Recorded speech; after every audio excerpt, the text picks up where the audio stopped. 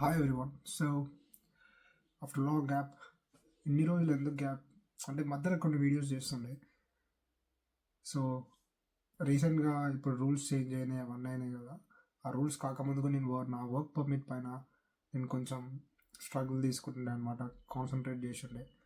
So నా company ఇప్పుడు నేను ఎక్కడైతే ఏ జాబ్ అయితే చేస్తున్నో ఆ కంపెనీలోనే నాకు వర్క్ పర్మిట్ వచ్చిందనమాట. సో 5 years, స్ట్రైట్ అవే 5 years ఇచ్చారు నాకు. సో నాతో పాటు నా ఫ్రెండ్స్ కూడా ఉన్నారు. వాళ్ళది ఇంతకు ముందుకు యూనివర్సిటీ విత్ రావడం కానీ, ఒకవేళ యూనివర్సిటీ ఫినిష్ అయిన వాళ్ళని కానీ, ఎవరైతే నాతో పాటు ఇద్దరు ముగ్గురు చేసిన కేరళ వాళ్ళు, మన తెలుగు వాళ్ళు చేసిన వాళ్ళకు కూడా వేకెన్సీ ఉన్నది. సో వాళ్ళకు కూడా ఇచ్చేసినారు.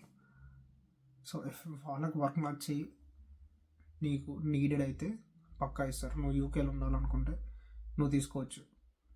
సో నీకు ఛాన్సెస్ ఉన్నాయి. ఇప్పుడు నీకు ఇదే జాబ్ తోటి కంటిన్యూ కాకుండా ఇప్పుడు నార్మల్గా బేసిక్ సాలరీ నాకైతే నేను కరెక్ట్ ఎగ్జాక్ట్ సాలరీ ఎప్పుడు మినిమం వేజ్ కంటే ఒక 2 pounds ఎక్కువ. So okay, not bad. Contract అయితే 4 days, బట్ మనం ఎక్స్ట్రా కూడా చేయొచ్చు.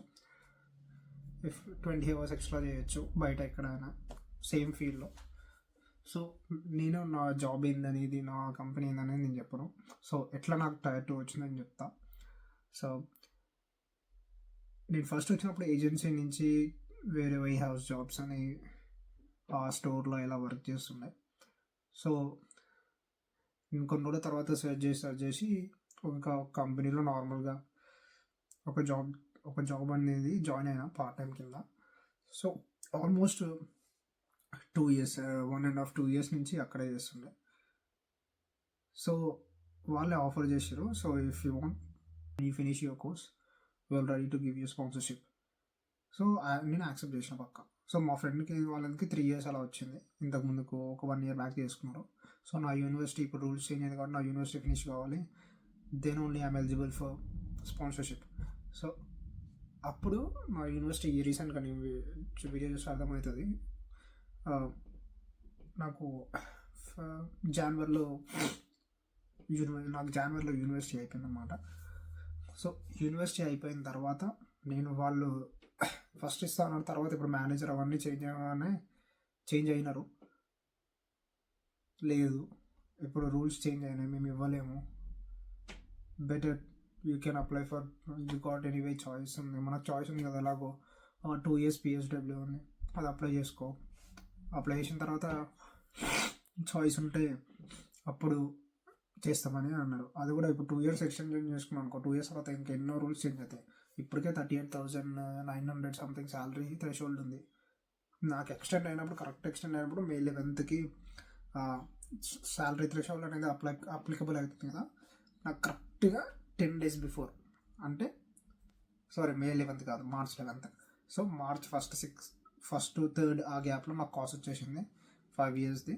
నేను అప్లై చేసిన, ప్రయారిటీ పెట్టేసిన, నాకు 6th 7th 8th లోపల నాకు వీసా స్టేటస్ అనేది వచ్చేసింది, ఈమెయిల్ సక్సెస్ అని. సో నేను ఫుల్ కూర్చున్నాను. కాకపోతే నేను మ్యానేజర్ ఉంటుండే కదా, ఇప్పుడు మొత్తం చేంజ్ అయినా, అక్కడి నుంచి ఇక్కడికి చేంజ్ అయిపోయాను అనమాట. వేరే దగ్గర ఉంటున్నాను నేను ఇప్పుడు. ఎక్కడంటే ఇది డోర్ సెట్ అని ఒకటి ఉంటుంది, ఆల్మోస్ట్ మొత్తం సీ సైడ్, ఇది వ్యూ మస్తు ఉంటుంది. సో ఇక్కడికి చేంజ్ అయినా. So everything is good.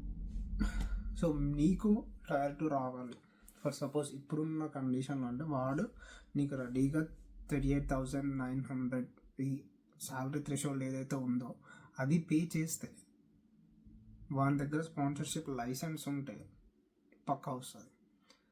So నీకు సాఫ్ట్వేర్ కావాలి. సో నీకు హాస్పిటాలిటీ సెక్టర్ ఉంది, సాఫ్ట్వేర్ది ఉంది. హాస్పిటాలిటీ సెక్టర్లో కూడా కొన్ని అడ్మిన్ పోస్టులు ఉంటాయి, వాటికి కూడా నీకు వీసా. ఇప్పుడు NHS వెబ్సైట్కి పోయినా అనుకో, అడ్మినిస్ట్రేషన్ ఉంటుంది. అడ్మినిస్ట్రేషన్కి పోతే వాడు కింద డీటెయిల్స్ ఇస్తాడు, వీసా స్పాన్సర్షిప్ ఇస్తున్నా లేదా అని చెప్పేసి. నువ్వు ఆ ఇంటర్వ్యూ క్రాక్ చేసి ఓకే అనుకో, నీకు ఎప్పుడైతే అయిపోతుందో, లేకపోతే ఇప్పుడు ఎలిజిబుల్ ఉన్నావు, PSW ఉన్నావా, నువ్వు ఫుల్ టైం వర్క్ చేయగలుగుతావు. సో నాకు ఒక చాయిస్ ఉంది, వాడు ఇస్తున్నానంటే నువ్వు PSW దాంట్లో ఫుల్ టైం వర్క్ చేసి వాడికి నచ్చింది ఓకే అంటే వాడు పక్కా ఇచ్చేస్తాడు NHS దాంట్లో. సో IT సెక్టర్లో కొంచెం నాకు టైం పడుతుంది. So this is, thank you. Bye.